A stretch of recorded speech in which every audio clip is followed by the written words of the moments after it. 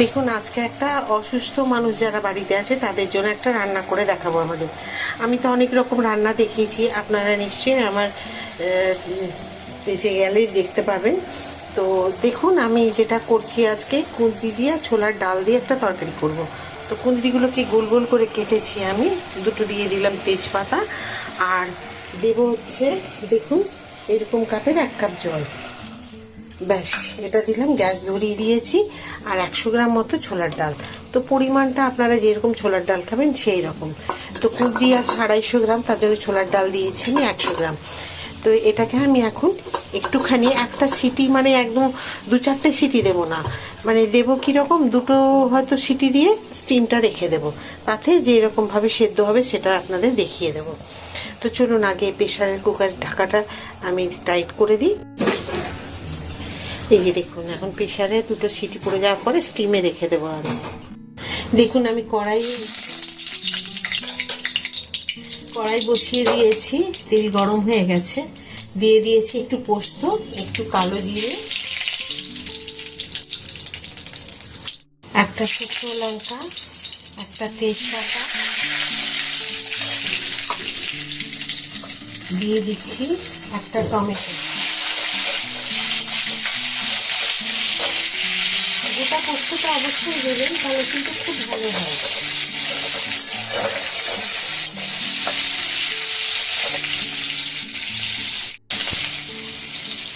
দিলাম নুন 1 চামচ,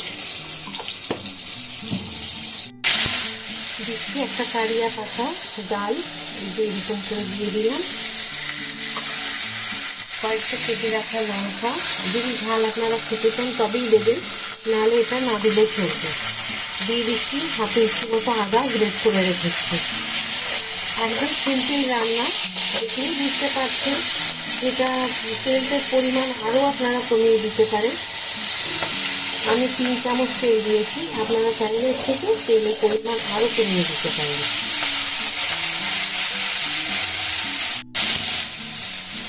হলুদ দিয়ে দিলাম। যদি আপনারা মিষ্টি খাওয়া পছন্দ করেন, সুগারের মানুষ বাড়িতে থাকলে চিনি মিষ্টি চলে না, তাহলে এটা চিনিটা স্কিপ করে যাবেন। আর নাহলে কিন্তু আপনারা এমনি অসুস্থ মানুষের জন্য দিতে গেলে একটুখানি টেস্টের জন্য অল্প একটু চিনি ব্যালেন্সটা থাকবে আর কি। দেখুন, এখন এটাকে একটুখানি মিশিয়ে নেব। আর আমি কিন্তু কোনো মশলা দিইনি, আপনারা দেখেছেন। এতে কিন্তু আপনারা হিং খেতে চাইলে দিতে পারেন কারিয়া পাতার পরিবর্তে।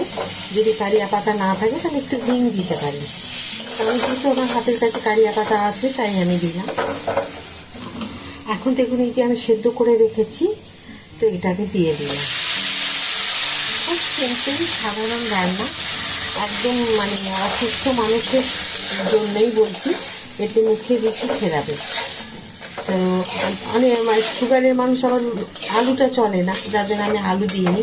তারপর আলু দেবেন না, চিনিটা স্কিপ করে যাবেন, কারণ সুগারের মানুষদের যারা আছেন বাড়িতে তাদের একদমই মিষ্টি, চিনি, গুড় এগুলো তো চলবে না। তো সে কারণেই আমি বললাম চিনি একদমই দেবেন না।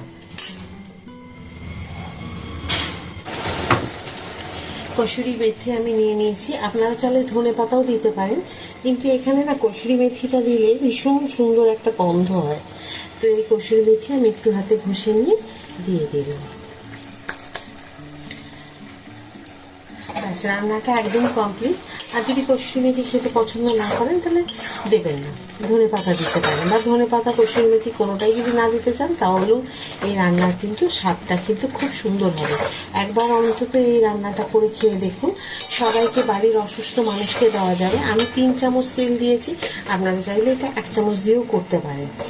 তো কেমন হয়েছে আজকে সুগারের বা অসুস্থ মানুষের জন্য যে আমি রান্নাটা করে দেখালাম, আশা করি আপনাদের সকলেরই খুব ভালো লাগবে আজকের এই রান্না। যদি রান্নাটি ভালো লেগে থাকে প্লিজ একটা লাইক, সাবস্ক্রাইব আর শেয়ার করে দেবেন। সাথে থাকবেন, যেমন আপনারা আমার সাথে সব সময় থাকেন ওই রকমই সাথে থাকবেন, কেউ ছেড়ে চলে যাবেন না। আবার একটা নতুন ভিডিওতে নতুন রান্না নিয়ে আপনাদের সকলের কাছে আমি চলে আসবো। সবাই খুব ভালো থাকুন, নমস্কার।